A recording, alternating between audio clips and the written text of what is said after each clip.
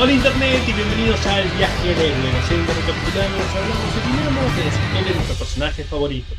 Soy Julián Graba Bilbao. Y yo Ezequiel Capelo Lalia. Y volvemos con los nuevos Jóvenes Titanes de Mark Wolfman y George Pérez con el número 29, titulado Primera Sangre. La última vez que cubrimos a los Titanes vimos una escena con elementos de arcos anteriores empezando a colisionar. En esta serie de números eso se expandirá en un arco completo. Qué bueno que ya hemos cubierto todo en videos pasados. Y en la tapa de este número vemos a la Hermandad del Mal rodeándolo al pobre Speedy que se defiende sobre la Torre de los Titanes.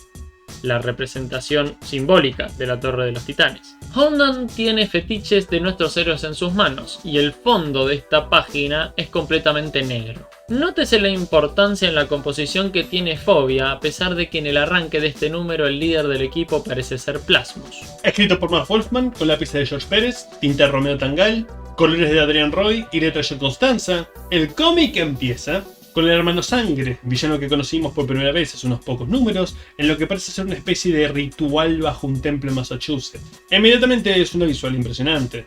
Fuera del hombre de rodillas en un pilar de calaveras, el uso de las sombras, la negrura absoluta de todo lo que lo rodea, hace que no puedas ver bien dónde termina el hermano Sangre y comience la oscuridad del fondo. Una gran reintroducción que, de cierta forma, es mejor que su intro. Además, esta composición se presenta en una splash y nos deja pensando ¿cómo habrá hecho para subirse ahí arriba? Ahora, fuera de chiste, en el color hay una elección de pintar las piedras de azul, a pesar de que podrían haberlas pintado con el mismo color del fuego por una cuestión de iluminación. Pero creo que esto le da cierta oscuridad que le viene bastante bien a la imagen. Se ha recuperado desde su último encuentro con los Titanes y ya está planeando su retorno a su país natal. Pero hay un obstáculo en su camino, como la madre Mayhem le informa. La Hermandad del Mal, regida por Cerebro, se dirigió a los Estados Unidos después de haber destruido templos de culto en Santia y torturado y asesinado a sus seguidores. Y esta segunda página está compuesta toda por cuadros verticales, que excepto en el de Mayhem, todos tienen fondo negro. Y este es un tipo de narrativa bastante particular que George Pérez hasta ahora no había utilizado demasiado al menos. Sangre le promete a su madre superiora que castigará a quienes derramaron la sangre de sus seguidores y le pide que corra la palabra que aliviará los miedos de aquellos cuya fe flaquee por el ataque. Y dice que la consolará a ella específicamente después en su habitación. El eufemismo es obvio y aumenta más esta cosa de religión retorcida. Una monja tradicionalmente está casada con Dios, por lo tanto no comparten cama con ningún otro hombre. Así que para Mayhem, el que tiene enfrente es Dios. También puede servir como ligero presagio para cómo continuará más adelante la saga del hermano Sangre. Mientras su discurso vemos el último de los templos profanados y los cadáveres de sus seguidores regados por el suelo. Esto expande la escenita que vimos en Terra en la noche, donde descubrimos que Cerebro y su hermandad le habían declarado la guerra al culto de sangre en este país. Después del intento de golpe de estado de Madame Rouge, que inició con el asesinato del ahora ex líder de la nación, hay un vacío de poder en Sandia, y la instauración de la iglesia del hermano Sangre quiere llenarlo y la hermandad no quiere permitírselo. Es muy bueno como a pesar de que están separados en estos mini arcos, todo se va hilando en una misma trama. Y las consecuencias que quedaron, estos cadáveres prendidos fuego, son enfatizados por la superposición de los cuadros que nos muestran muy gráficamente la expresión de los mismos. Por comunicador, Cerebro y Messia Malá les pasa su siguiente objetivo a Fobia, Hongan, Plasmus y Warp: ir a los Estados Unidos y capturar a Raven con vida. Por una hora surcan el Atlántico hasta que el avión se desploma dando vueltas hacia el agua. Plasmus nota que no hay ningún mal funcionamiento en los motores o alas, hace que lo que esté sucediendo es un acto deliberado del piloto. En la traducción a español, Plasmus dice que conoce de jets sin mucho más. En el original menciona que antes de volverse esta criatura, era piloto, dándole contexto a la exclamación y un pequeño vistazo a su historia de fondo que es completamente descartado en la versión de 5. La criatura de Plasma atraviesa la cabina y le pone su mano ácida en la cabeza al aviador, pero a pesar del humo y los sonidos chisporroteantes, el hombre no suelta en los controles ni un grito, puesto que resulta ser nada más que un robot. Y para esto George se divierte haciendo 6 cuadros del robot derritiéndose. Si le agrega algunos más, puede hacer unos cuantos frames para una animación.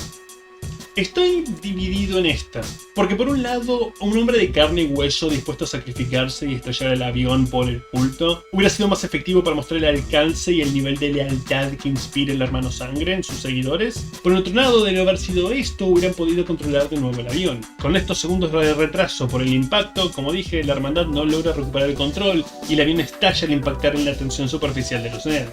En la Torre Titán, que hubiera sido su destino, Dick Grayson se encuentra intentando descargar sus frustraciones e ira, entrenando. Con un montaje de entrenamiento, ya a esta altura es inevitable. Donna lo encuentra después de horas de esta rutina sin descanso e intenta hacerle notar que se está torturando. Intenta ser un titán, ser Robin, ser el compañero de Batman, ir a la escuela y, sin que él lo admita, intenta ser Batman todo al mismo tiempo. Es la primera vez en la serie que vemos el rol de Donna como terapeuta de los titanes. Como amazona tiende a ser la más empática y sabia, pero también esto puede llegar a volverse en su contra. Se empuja tanto a ayudar a la gente a su alrededor y a sus emociones que termina descuidando las suyas propias. Dick le asegura que puede hacer esto y ella no intenta presionarlo, pero recuerda que se cuide y que siempre estará para hablar si lo necesitas. Y la segunda tira de esta página nos propone una composición distinta. Por un lado vemos una cara de cada lado de la tira de Donna, mostrándonos de alguna forma que todas estas acciones que están ocurriendo en Robin pasan por dentro de su cabeza, en su pensamiento. Y la tira que está en el centro nos muestra muchos cuadros verticales chiquitos, uno al lado del otro, que pasan a mucha repetición, la exacerbación de las emociones que tiene Robin. Esto no solo nos deja claro la velocidad con la que entrena, sino también las botitas incómodas que usa. Robin está mucho más agresivo y distraído que de costumbre. Más si lo comparamos con cuando fueron a Sandia por primera vez. Obviamente parte es la presión que Donna menciona y todo lo que se está tirando encima, pero Wolfman también inteligentemente usa esa presión para ocultar algo más. La clase de Donna pasa de Robin a Cory, que se echa la culpa del estado de Dick, a Terry y su incómodo encuentro con su familia en el número anterior, para finalmente detenerse afuera de la habitación de Raven, quien está acompañada por Wally. Como vimos en su origen, los poderes de Raven están ligados al control de las emociones. Ella puede controlar la de los otros, pero para que no se salgan de control, tiene que controlarlas de ella misma. Algo en lo que Donna se ve reflejada, al constantemente negar sus emociones por priorizar la de los demás. Por lo tanto, un romance como el que Wally sugiere es realmente peligroso para Raven. Un momento de pasión fuerte y Trigon podría liberarse a través de ella. No ayuda que todavía tiene sentimientos encontrados por lo que le hizo a Wally para convencerlo de unirse a los titanes. Lo cual encuentro algo faltante de parte de Wally, que él ya no tiene dudas de este pasado jodido a pesar del fuerte peso que le dieron en su momento. Raven le pide que se olvide de ella, que deje los titanes y regrese a la escuela antes de que termine matándolo por accidente, y pasamos a una pequeña isla en el medio del Atlántico, donde repentinamente la hermandad del mal se manifiesta en el aire. Worf logró transportarlos a todos justo antes del momento de impacto, pero eso significa que para llegar al país tendrá que usar su poder como medio. El villano no puede ir a largas distancias, así que tendrán que ir haciendo saltos relativamente cortos hasta llegar. De regreso en la torre, Donna termina su recorrido en el techo, donde encuentra a Starfire preocupada por Dick, algo que la amazona señala como poco sano. Cory se enamoró rápidamente de Franklin Crandall, lo lloró abrumadoramente cuando murió, e igual de repentinamente cayó por Dick. Como discutimos, esto es parte de la cultura o psicología tamaraniana. Ellos muestran todo lo que tienen al desnudo constantemente, por lo que ponen mucho de sí misma en otros, y para los humanos eso resulta abrumador. Y Donna, por esto, lanza la teoría de que ella está enamorada del amor, de sentirse enamorada. Lo cual, aunque no se hará mucho con ello inmediatamente, da una aproximación interesante para el lector respecto a Cory, que ella busca la experiencia en lugar de la persona. Donna le aconseja relajarse, divertirse y darle a Dick espacio para calmarse antes de salir volando para ir a Terry, disculparse por cómo dejó las cosas de última vez. De vuelta con la hermandad, finalmente llegaron al país, pero todos los saltos dejaron a Warp agotado, y para agraviar las cosas, misionarios del Hermano Sangre llegan a su encuentro. No aclaran si justo aterrizaron cerca de alguna congregación, o el Hermano Sangre calculó dónde podrían aparecer a partir de las coordenadas de donde se estrelló el avión, pero obviamente la segunda sería la más interesante. A pesar de esto, Phoebe está confiada y asegura que puede acabar con ellos de una mirada. De regreso a Nueva York, una chica mira temblando la Torre de los Titanes desde el puerto. Esta joven se eleva desde el suelo y surca el río hacia ella. Y la aparición de esta chica nos genera bastante suspenso por la utilización de los primeros planos, que no nos permiten ver exactamente quién es.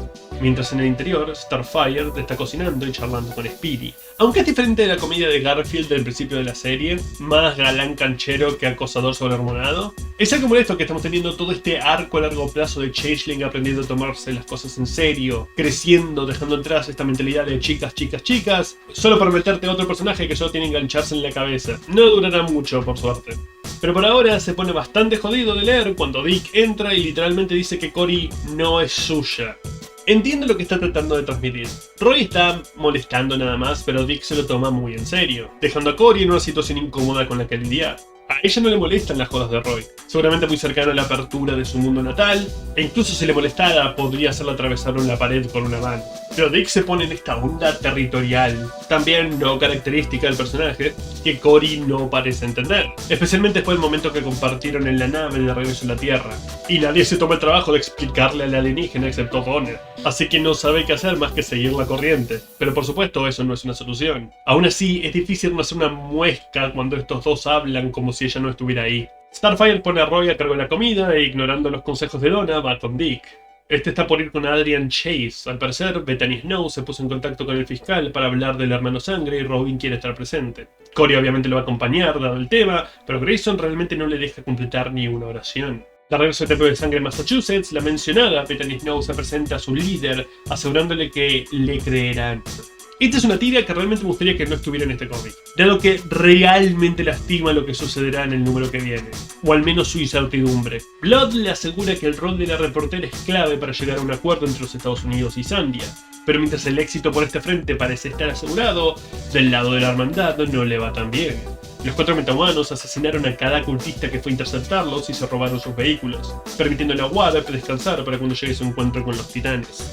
Y hay cierto paralelismo visual entre los cadáveres que quedaron de los de Hermanos Sangre con los que quedaron en las consecuencias que vimos al principio del número. Si bien tienen menos importancia narrativa, están teniendo problemas con el tema de perder adeptos. Fobia postula que estos retrasos no serán de agrado para su comandante y nos lleva a ver las diferentes posturas de algunos de los miembros en relación con Cerebro. Warp lo considera un igual, asegura que trabaja con él, no para él, mientras que Hongan es lo opuesto. Al parecer no solo le debe su vida, pero es gracias a él que tiene sus poderes inspirados en el vudú. De vuelta en la torre, Garfield intenta hacer que Terra se abra de lo que le sucedió mientras estaba siendo chantajeada por aquellos terroristas, pero ella se niega, diciendo que quiere un poco de espacio para procesar la muerte de su padre. Me gusta que en una primera lectura uno puede interpretar la disquedad de Terra a no querer abrirse por algo doloroso en su pasado, que Garfield está invadiendo su privacidad o empujando algún límite, no muy diferente a Raven en los primeros números, más agresiva por supuesto. Pero en segunda lectura, sabiendo lo que se viene, es bastante obvio. Terra insiste que no quiere hablar, que no es una titán y se larga, pero Changeling sigue tras ella. Harper y Victor acuerdan en que Logan parece haber tomado el reformar a Terra como una misión personal. Wally ve a los dos en la sala de monitoreo mientras lee un libro, y le da una crítica que yo le he hecho a Wolfman en el pasado. Y me pregunto si le habrán llegado algunas cartas de lectores y estará haciéndose cargo. No lo hemos mencionado hasta ahora, pero la narración se ha vuelto menos palabrera que en los primeros números. Ha crecido mucho como escritor a lo largo de esta serie. Una vez que Terra y Changeling están lejos, alguien más entra. La alarma del perímetro suena, pero mientras todos los titanes se ponen en alerta, Raven asegura, usando sus poderes, que quien las gatilló no es una amenaza. Y en las afueras, Kid Flash se reencuentra con Frances Kane, a quien vimos en el número 18 de la serie hace ya varios videos. Ahora con el nombre corregido. En aquella primera aparición la llamaban Francis Kane, el cual es un nombre masculino. A partir de ahora y en todas las apariciones futuras del personaje estará con este actualizado. Y en este momento ocurre una cosa. Si estamos viendo la versión de 5 nos encontramos con un texto que dice que Frances parecía realmente emocionada, lo cual me llamó mucho la atención, porque si uno ve el dibujo, miren el dibujo, ¿a ustedes les parece que está realmente emocionada? Bueno, entonces buscamos el material original y resulta que no hay absolutamente ningún texto. Es decir, 5 agregó un texto totalmente innecesario que además es disonante con el dibujo. ¿Alguien me puede explicar por qué 5 hacía estas cosas? Ella cuenta que recientemente sus poderes magnéticos regresaron, aunque esta vez bajo su completo control le siguen resultando algo tenebrosos, así que vino a consultar a los titanes por sus experiencias en el ámbito. El resto de los héroes los alcanzan, Roy intenta hacer su actito de Casanova, que es ignorado completamente, y todos llevan a Fran adentro, a excepción de Cyborg, que tiene trabajo que hacer en el taller. Vamos con Robin y Starfire en el departamento de Adrian Chase, donde conocen a su esposa Doris y a sus 2 hijos. Cory juega con ellos, intenta hacer que Dick se relaje, pero el héroe insiste en que están acá por negocios. Hay una distancia en Dick, por si no lo he dejado claro. Actúa como un patán, aleja a Star de Roy, pero cuando este intenta acercársele o le pide relajarse, no cede. Y para acentuar lo mal que está esto, la mujer de Chase los compara a ambos. Y hemos visto que Adrian no es un parangón de estabilidad. El niño le muestra a Robin 2 figuritas de Batman y Superman, dando un ligero presagio cuando Dick momentáneamente sonríe y le contesta que también son sus héroes favoritos. Y finalmente Chase hace aparición, listos para ir al estudio de Bethany. Volvemos por última vez a la torre, donde Frances está haciendo demostración de sus poderes y control. puede fácilmente levantar un motor de 30 kilos, pero aclara que cuanto más peso, más cuesta. Kid Flash asume que vino para volverse una titán, pero en realidad Fran está aterrada de sus poderes y quiere deshacerse de ellos. Hay una temática de proyección en este número. Donna comparándose con Raven, Changeling con Terra y ahora Wally con Frances. ¿Cómo hacen introspección al ponerse una postura diferente? ¿O creen que ayudando a la otra persona van a encontrar las respuestas a sus propios dilemas interiores? Wally ha estado toda la serie dudando de si continuar como Kid Flash o retirarse y tener una vida normal. Al ayudar a Fran ver ese segundo camino de una persona que está decidida a tomarlo, tal vez le ayude a decidirse de una vez por todas. En la cocina, Roy terminó la sopa que le encargó Starfire, pero la hermandad irrumpe a través de los poderes de Warp. Con su velocidad, Wally es el primero en llegar a la existencia de Roy, desarmando a Plasmus, pero Hungan todavía tiene el muñeco del velocista de su último encuentro, así que no necesita alcanzar a Flash para lastimarlo y tirarlo al suelo. Raven es la la escena y, como dijimos, el verdadero objetivo del grupo enemigo. Así que Warp intenta transportarla con su poder. Logra obtener su cuerpo, pero Raven se separa de su ser alma y lo envuelve con ella. Mientras esta lo deja inconsciente, Phoebe aprovecha y usa sus poderes en Raven, causando que la joven vea a Trigon en lugar de Wally y procede a desatar todos sus poderes con su compañero. Aprendimos los orígenes del ser alma de Raven, cómo es la manifestación de la influencia y el poder heredado de Trigon, ese aspecto que ella todavía puede manipular. Vimos que puede volverse algo muy peligroso en la pelea con Disruptor si Raven no está en completo control de sus emociones. Y ahora no tiene forma física en la que arraigarse por Warp y Phobia desató estas emociones, sus miedos. Así que Wally está sintiendo todo su poder, esa oscuridad, ese frío, ese dolor de lleno y es traumatizante. Roy deja inconsciente a Hungan con una clásica flecha de guante de boxeo y Fran finalmente encontró su camino a los dos héroes que la dejaron atrás. Ella hace volar los electrodomésticos y piezas de metal por toda la cocina, pero siendo una criatura más bien líquida, a Plasmus lo atraviesa todo sin daño. Va a usar el mismo toque ardiente que usó en el piloto con la adolescente, pero Roy le encaja una flecha congelante, agradeciendo a Oliver por el truquito, y procede a darse vuelta y enfrentar a la última oponente en pie, Phobia, quien de una mirada le hace revivir las alucinaciones y los síntomas de abstinencia de sus días de adicción. ¿Sabes que nos estamos quedando sin páginas? Pero me hubiera gustado un poco más de hincapié acá. La adicción de Roy es un punto tan definitorio para el personaje que alguien forzándolo a revivir su momento más bajo debería tomar más lugar que cuadro y medio. Fran logra atinar su primer golpe, noqueando a Phobia y por lo tanto las alucinaciones cesan. Pero mientras Roy le agradece, es demasiado tarde para Wally. Aunque Raven lo suelta, experimentó lo que es morir eternamente, un frío, odio y dolor profundo. Vio la conexión entre Trigon y Raven y sienten que son uno mismo. La titán recupera su cuerpo, intenta disculparse, pero Wally está completamente aterrado de ella. Y este es el final de su relación. Su complicado inicio en los primeros números, su evolución, su si lo harán o no, todo termina acá, con Wally empapado en un sudor frío gritándole a todo pulmón que se aleje de él. Aunque su compañerismo tendrá más movidas más adelante, nunca más intentarán iniciar un romance. Lo cual de cierta forma es mejor dado que no era para nada saludable. Pero por ahora este abrupto quiebre es donde terminan ellos y el número. En este número en particular tenemos muchísimos cuadros verticales y énfasis en los primeros y primerísimos primeros planos, más que nada por la cantidad de expresiones y sentimientos que trata de mostrar este número. A todo esto tenemos que seguir marcando la cantidad de recursos que tiene para contar George Pérez, especialmente en lo que tiene que ver con enfoques y composiciones. Ni siquiera en una narrativa cerrada dentro de la base de los titanes se ahorra detalles. Hay bastante juego con la distancia entre los cuadros, a veces ni siquiera teniendo una división o un gutter de una pequeña línea, lo cual le da mucha velocidad a la lectura. Y si nos volvemos a meter con 5, además del tema de la traducción que ya mencionamos, también tiene mucho desfasaje de color en las impresiones.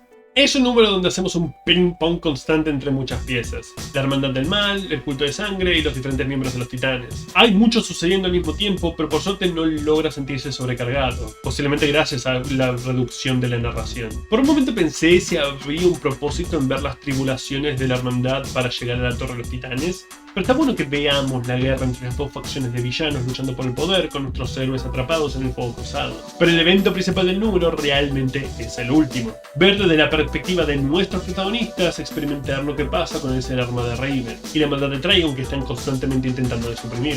Y me gusta que esta trama menor que venimos trayendo desde el primer número, la de los sentimientos entre Wally y Raven, tenga un desenlace negativo y abrupto.